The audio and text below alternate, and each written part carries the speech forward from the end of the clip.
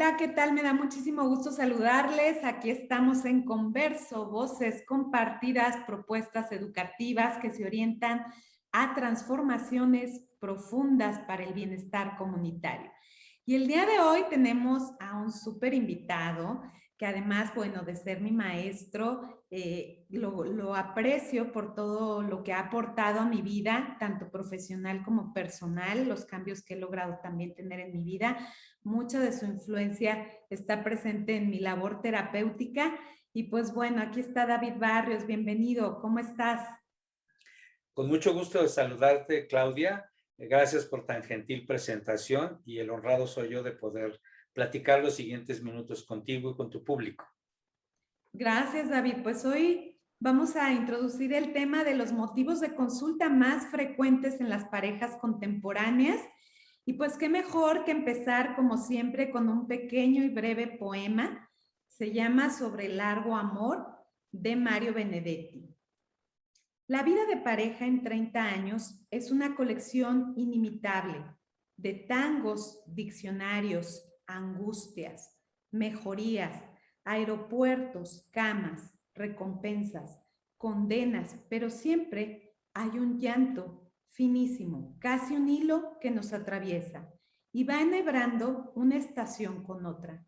Borda aplazamientos y triunfos, le cose los botones al desorden y hasta remienda melancolías. Pues con este tema introducimos, con este pequeño poema, y bueno, David Barrios, quiero leer su semblanza. La voy a leer como la redactó él. Hay en mi vida profesional 3 hitos que le dieron vuelcos a mi existencia. A simple twist of fate, Dylan Dixit. Mi decisión de dejar Tulancingo, mi pequeña ciudad, y venir al entonces DF a estudiar medicina en la UNAM. El virar de la clínica médica convencional a la psicoterapia y la sexología, y el introducirme al fascinante mundo del humanismo en docencia y terapia. Quienes me conocen de cerca saben de mi amor por mi hija y mis 2 hijos. Mi Beatlemanía incurable, el gusto que tengo por comer y beber bien y la introspección que ocupa la mayor parte de mi tiempo. En ocasiones abro espacios para leer, escribir algún libro, dar clases, reunirme con amigos y disfrutar del amor y el erotismo. Ese es David Barrios. Bienvenido nuevamente, maestro. Muchas gracias, Claudia. Es una pequeña síntesis de una larga vida que ya alcanza los 67 años. Excelente, con toda esa experiencia, tanto clínica, personal, profesional, pues qué mejor que tener este converso con usted. Y pues aquí hablaríamos acerca de estos motivos. ¿Cuáles serían? Vamos a comenzar por ello. ¿Cuáles serían como esos motivos de consulta más frecuentes y por qué hablamos de parejas contemporáneas? ¿A qué nos referimos con ello? Bueno, primero un gentil reclamo, Claudia, porque tú habitualmente me hablas de tú y ahora me estás hablando de usted. No sé por qué, te estás poniendo muy solemne, pero bueno, esperemos que ya recuperes el buen camino y me empieces a hablar como de costumbre de tú. Yo me dedico, como bien sabes, a la sexología clínica y a la psicoterapia, tanto individual como grupal, como de pareja. Pero yo diría que el grueso de mi trabajo profesional en clínica tiene que ver efectivamente con atender parejas, parejas heterosexuales, parejas lésbicas, parejas gays, parejas constituidas por hombres o por mujeres que son de orientación bisexual y toda la amplia gama de la diversidad. Y yo te diría que si yo agrupara las 4 principales razones de consulta para acudir a una terapia de pareja formal, estas serían las siguientes. Primero, los problemas de índole comunicacional en la pareja, la enorme ausencia que hay en este rubro de la comunicación asertiva. En segundo lugar, creo que lo ocupan las disfunciones de la vida erótica, señaladamente alteraciones de la respuesta sexual, como eyaculación precoz en ellos o inhibición del deseo en ellas, por citar 2 ejemplos. En tercer lugar, el tema de los celos. Y diría que en cuarto lugar, los asuntos vinculados con la problemática que se deriva de las relaciones extrapareja no consensuadas, la así llamada infidelidad. Yo diría que estas 4 causas que he agrupado pueden constituir cerca del 90% de los motivos de consulta en la terapia de pareja que yo doy. Generalmente la problemática no se presenta pura, que alguien diga, yo vengo nada más a resolver mi problema de celos, o yo solo vengo porque tengo vaginismo o tengo disfunción eréctil. No, generalmente se presentan motivos mixtos, digamos imbricados, poquito revueltos, y justamente el arte, la finura de la persona que hace terapia, la mujer o el hombre que hace la terapia de pareja, consiste en dilucidar con la mayor exactitud posible la naturaleza de estos problemas, poner los distintos apartados, las distintas casillas, digamos, de estos asuntos y proponer una terapia de pareja idónea que muchas veces incluye también aspectos sexológicos. De manera gruesa te diría que esos son los 4 grandes motivos de consulta en la terapia de pareja. Un apartado mucho menos frecuente tiene que ver con otros problemas vinculados con dudas sobre la orientación erótico-afectiva o preferencia de género. Hay otros que tienen que ver con manifestaciones de la diversidad sexual.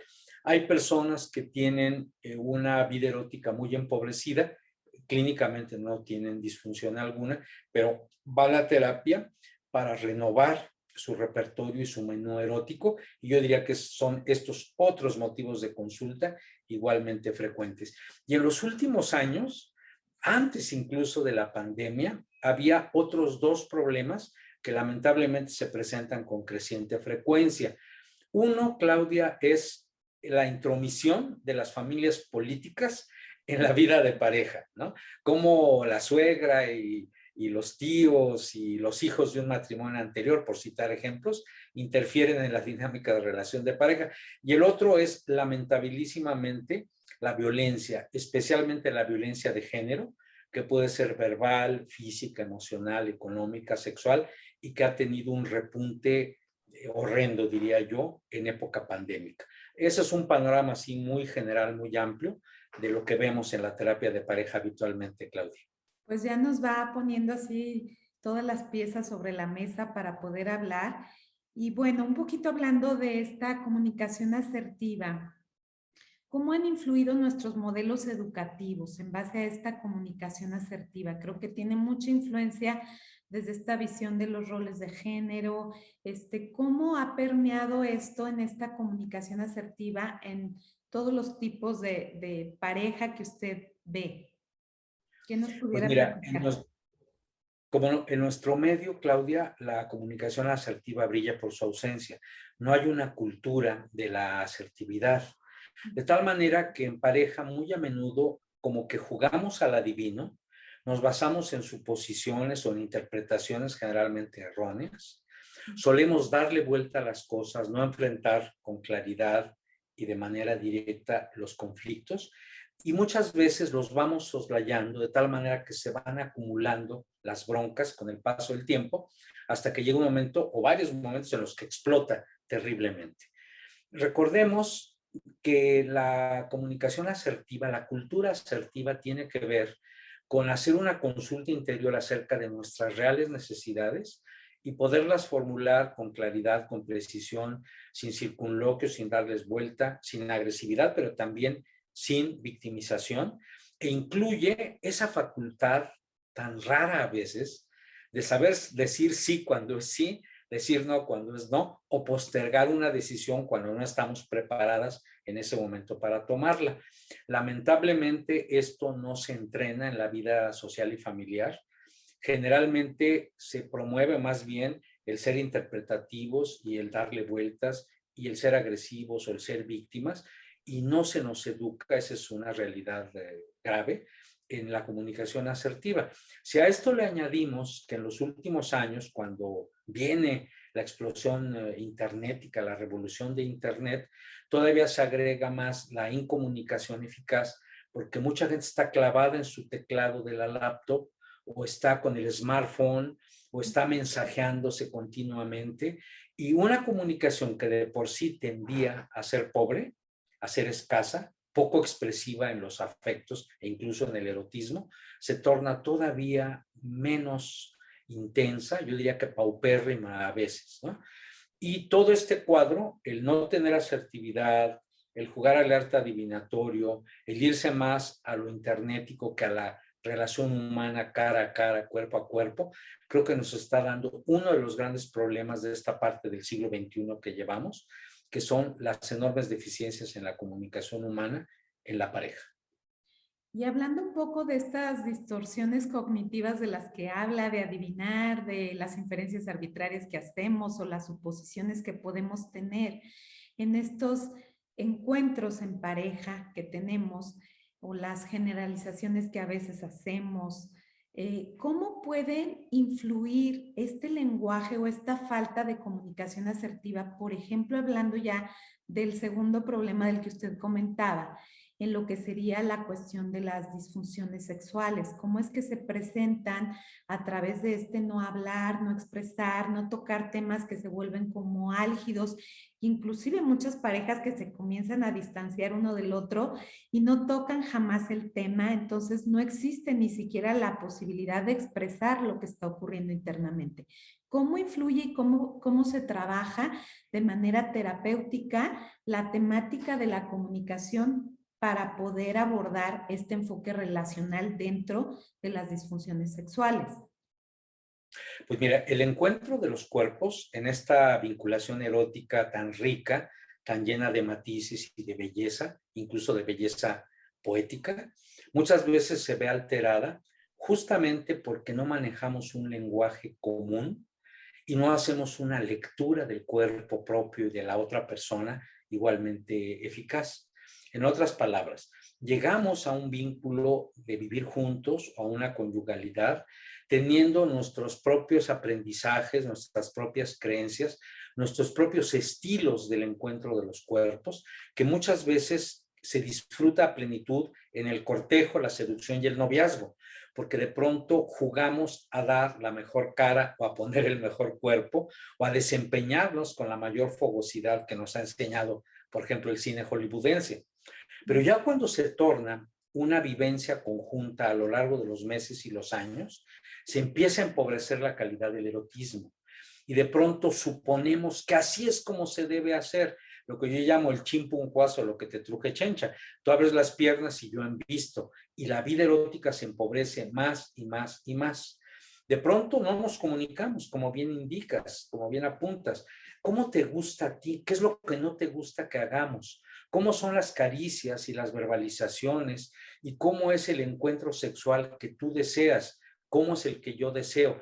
¿Qué tal si nos ponemos de acuerdo? Este diálogo ideal generalmente no sucede. Y de pronto otra vez volvemos a ser como los adivinadores, ¿no? Yo supongo que así es como te gusta y tú te quedas callada o viceversa. Crecientemente, esto empieza a ser crisis más o menos entre los 2,5 y los 4 años.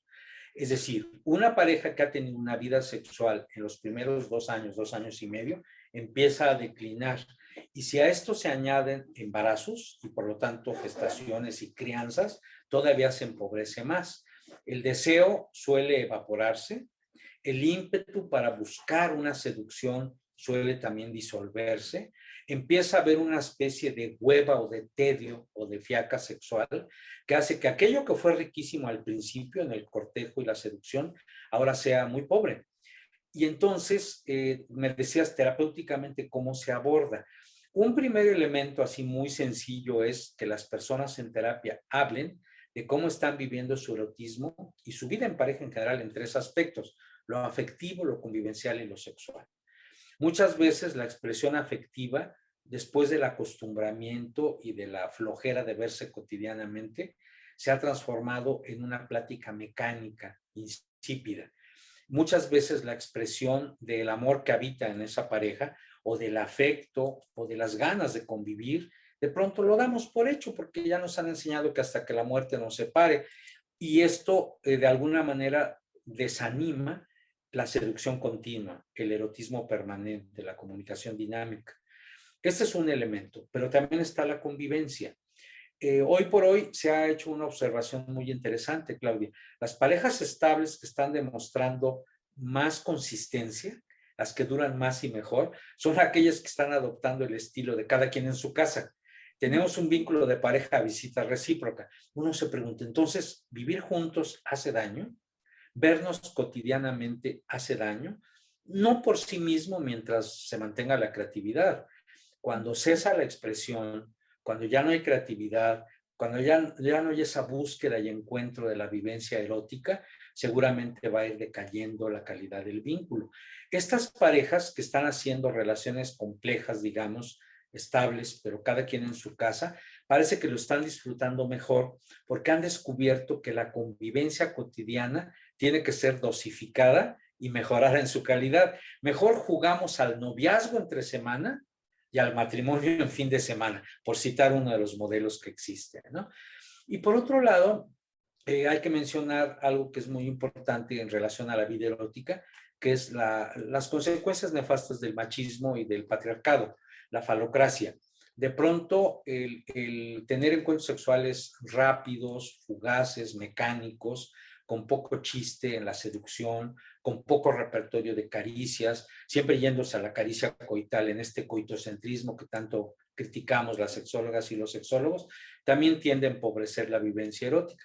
En terapia de pareja lo que hacemos es reavivar la llama, por así decirlo, y descubrir que hay modos creativos de mantenernos dinámicos en el vínculo sexual, aunque pasen los años. A estas parejas les va muy bien, independientemente de su edad y de su orientación erótico-afectiva.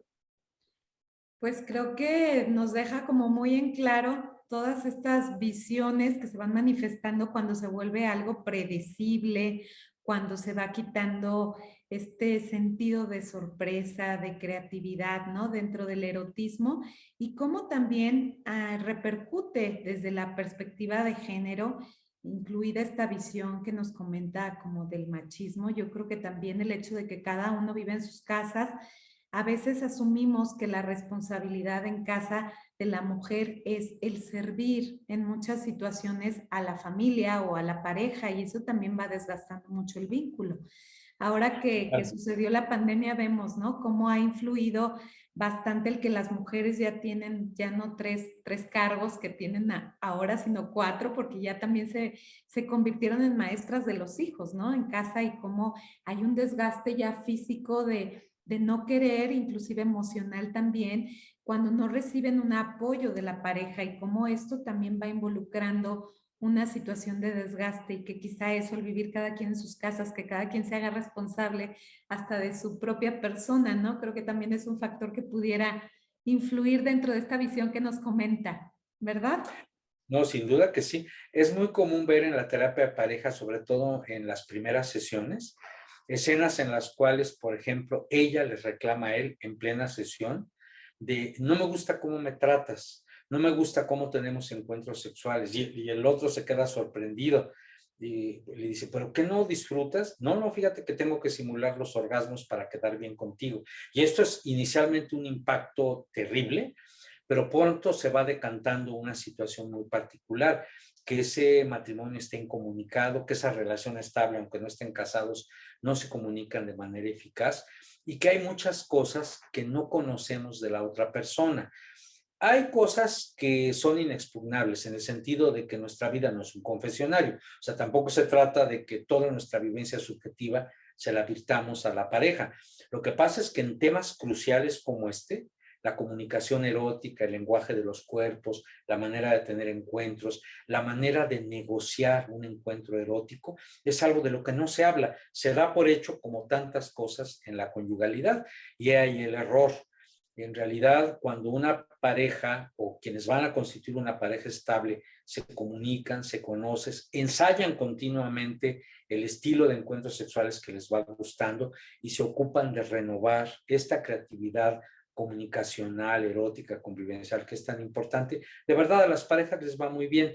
En ocasiones, en terapia de pareja, simplemente lo que hacemos son proponer pequeños ajustes en un vínculo de seres humanos que sí se aman, que sí se quieren comunicar, que sí quieren preservar la relación de pareja y que por eso están en terapia. A veces se nos olvida ese detalle, ¿no?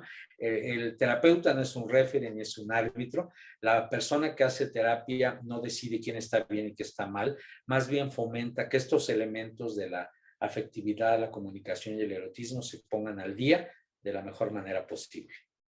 Y que creo que dentro de esto que comentas respecto a esos cambios que se van dando también de vínculos amorosos, cómo nosotros como terapeutas también tenemos que tener una responsabilidad en ese sentido de cuestiones evolutivas, ¿no? De empezar a ver cómo en esta época de posmodernidad tenemos otro tipo de problemáticas distintas que se nos van presentando y que las parejas van evolucionando y que existe esta forma también de nuevos consorcios amorosos. ¿Qué nos pudiera comentar al respecto? El signo de nuestros tiempos es la diversidad. Si no nos subimos al tren, digamos, de esta así llamada posmodernidad, en la que la diversidad se hace patente y en la que es imperioso reconocer nuestras propias diversidades, creo que nos vamos a quedar muy atrás. Los estilos relacionales en el vínculo de pareja, la posibilidad de relación abierta, la posibilidad de vínculos poliamorosos, de anarquía relacional, incluso del llamado contraamor, es algo que existe y que es muy importante el documentar y experienciar en tal sentido. Sé que esta emisión, este programa tuyo es visto por personas que hacen terapia. Creo que es muy importante que todas y todos nos actualicemos en estos consorcios amorosos contemporáneos, incluyendo sobre todo la cultura poliamorosa y la relación abierta. Nos va a dar muchísimos elementos empáticos para poder atender a estas parejas, porque a veces pensamos que frente a nosotros en terapia va a estar una pareja convencional, una pareja heteronormada, heteroerótica, un hombre y una mujer que están en la conyugalidad o que viven juntos celebrando un vínculo así, un vínculo más o menos convencional, pero no ocurre siempre esto. A veces vemos que hay triadas, a veces vemos que hay consorcios amorosos en los que entran terceras y cuartas personas. A veces los componentes individuales de una relación corresponden a distintas orientaciones sexuales. Y entonces eso a la terapeuta, al terapeuta no preparado, no avesada en estos temas, lo deja estupefacto y lo que es peor, no puede brindar la relación profesional de ayuda necesaria. Y ahorita que hemos comentado brevemente esto de los consorcios amorosos posmodernos, me gustaría citar los otros dos grandes motivos de consulta que constituyen, como dijimos al principio, las principales causas. Uno tiene que ver con los celos y otra con la así llamada infidelidad. En el caso de los celos, bueno, son este conjunto de ideas, sensaciones, sentimientos amenazantes ante la pérdida real o fantaseada del afecto de la pareja. Pero no solamente el afecto, sino el cuerpo sexuado de la pareja, porque en general vivimos la inseguridad determinada por perder una propiedad, cual si nuestra pareja fuera nuestra propiedad. Entonces, el hecho de que le destine miradas, afectos y lo que es peor, que se involucre sexualmente con otra persona, es dentro de las fantasías catastróficas de los seres humanos posiblemente la peor. A mí en terapia ha habido personas que me han dicho, yo prefiero que mi pareja se muera a que me engañe con otro, dice, ¿no? Es decir, es un infierno muy temido para muchas personas, la infidelidad. Y por otro lado, reconozcamos que los celos, que tiene que ver con una serie de fantasías inoculadas socialmente, relacionadas también con perder a la persona, bueno, pues realmente no sabemos si va a ocurrir o no. La mayor parte de las personas asocian el amor a los celos y no es así. Hasta hay la frase lapidaria, si no te celas es que no te ama. Eso es totalmente falso. Hay personas que aman mucho y no celan y personas muy celosas que nunca han amado. Tiene que ver con este fomento social de la propiedad del cuerpo de la persona y del monopolio sobre ese cuerpo, ¿no? En realidad, cuando hablamos de infidelidad, hablamos de la transgresión, voy a hacer como un juego de palabras, la transgresión explícita del contrato implícito de la monogamia. ¿Qué quiere decir esto, este juego de palabras? Que es cuando se concreta la relación extrapareja, a eso se le llama infidelidad. Si una persona tiene un enamoramiento, entre comillas, mal llamado platónico, eso no se decreta como infidelidad. En realidad tiene que ocurrir un intercambio amoroso o sexual con otra persona.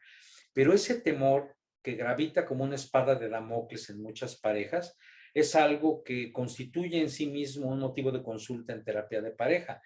Algo así como mi marido me vigila el celular o mi esposa me revisa la cartera.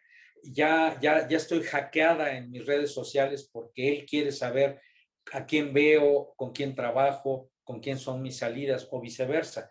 Esa hipervigilancia de esta era internética ha condicionado formas particulares de celos muy exacerbados y temores de infidelidad que en sí mismos son una amenaza para la estabilidad de la pareja. De tal suerte que pues, estamos en presencia de fenómenos sociales que siempre han existido, pero que en los años recientes se han exacerbado. El último dato que leí, Claudia, sobre los estudios que se han hecho sobre la prevalencia de las relaciones extrapareja o infidelidad, es que cerca del 70% de los hombres, cuando menos una vez en su vida, han tenido un episodio de relación extrapareja. Y las mujeres ya se van acercando al 50%, es decir, 5 de cada 10.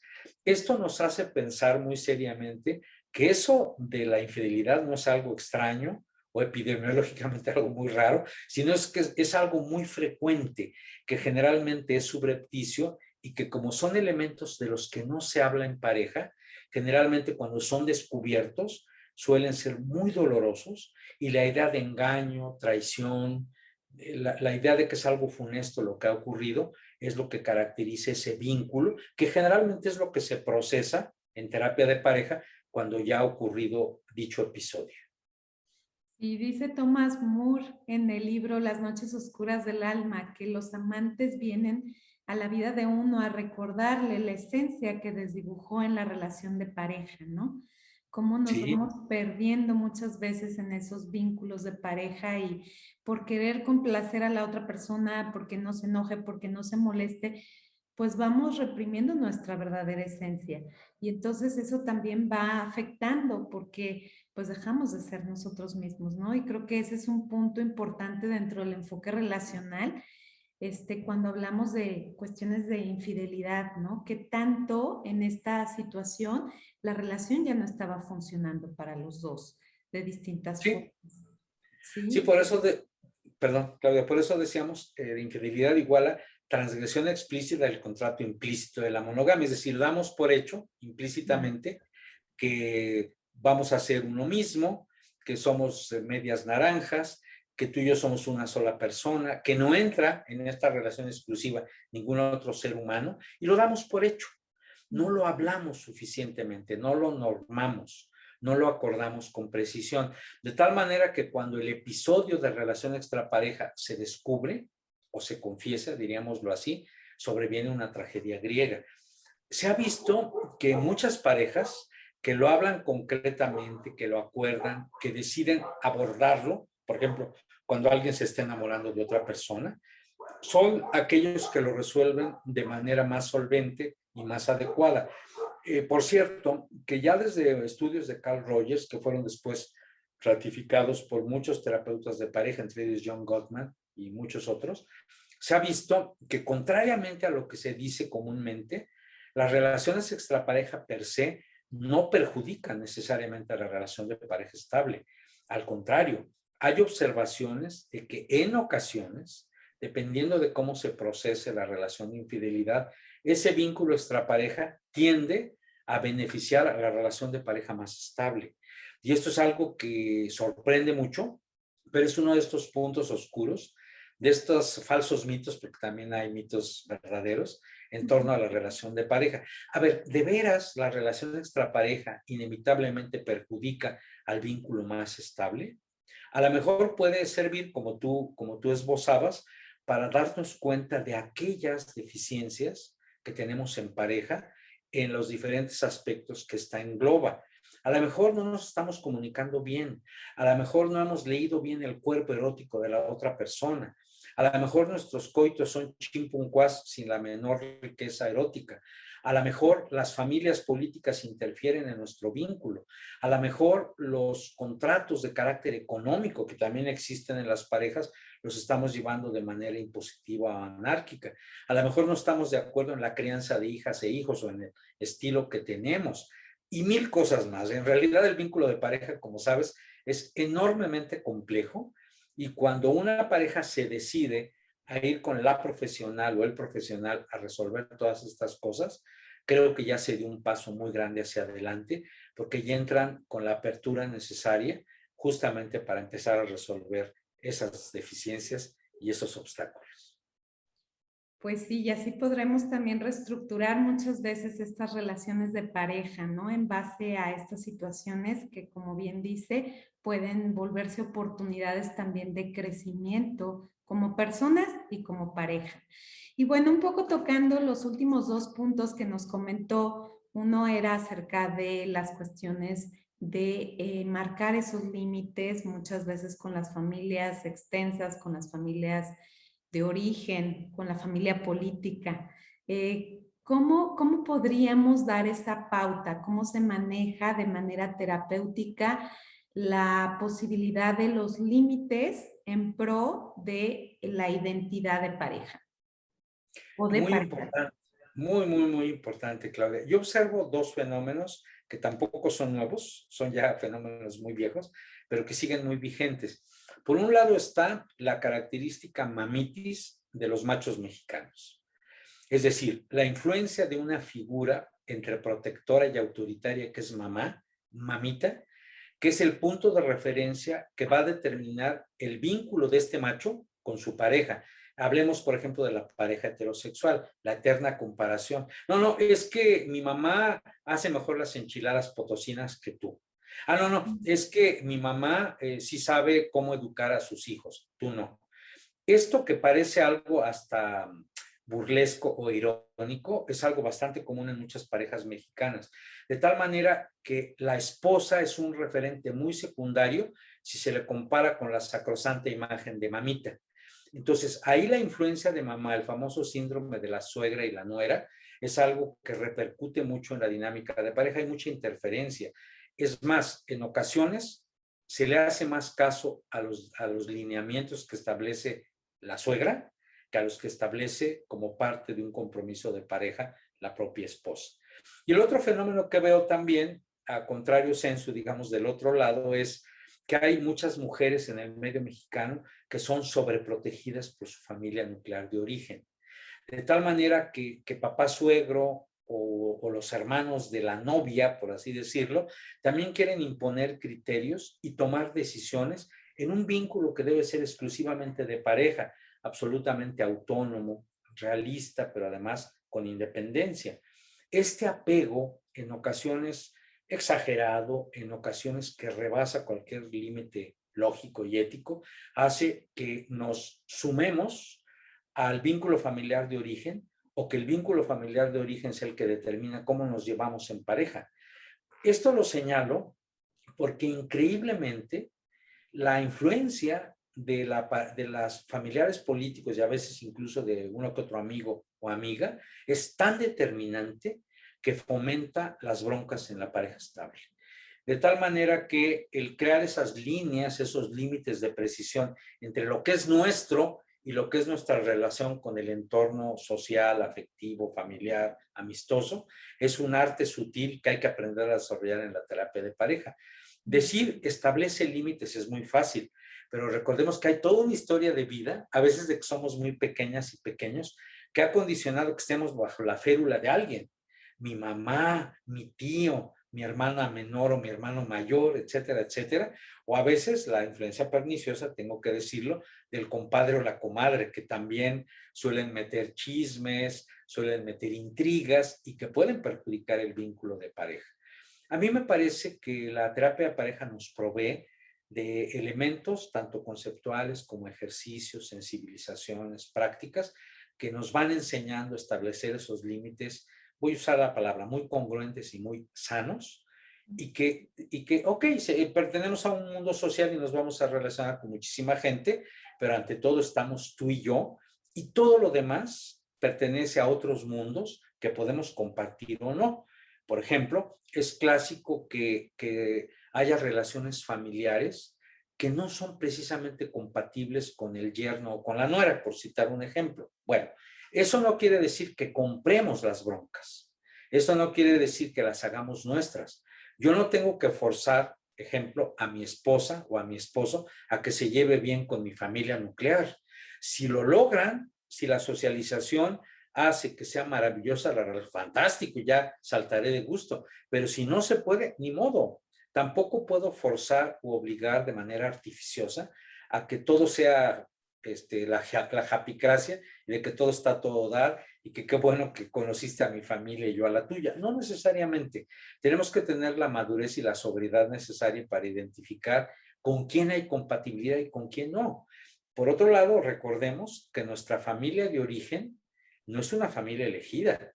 Es una familia que tanto los genes como la sociabilidad nos impuso. Digamos que no nos quedó más remedio.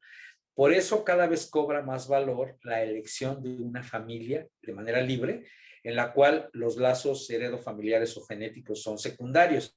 Mucha gente se lleva mejor con los cuates y las amigas que con la propia familia nuclear. Pero bueno, ese es otro tema, Claudia. Claro. Bueno, pues entonces hablando de esta parte de consolidar esa identidad de pareja, pues sería como inclusive uno de los elementos importantes para prevenir cualquier situación de violencia que se suscite, porque ahorita también vemos cómo con la pandemia se ha dado esta visión de regresar muchas personas a casas de los padres por la cuestión económica, de tener que convivir, ¿no? En esta situación porque no hay otros recursos económicos en este momento y vemos cómo todo esto también ha incitado que se presente la violencia de género, que es el último factor del que usted nos hablaba. Y me gustaría que nos pudiera así como brindar, como Converso habla de propuestas educativas.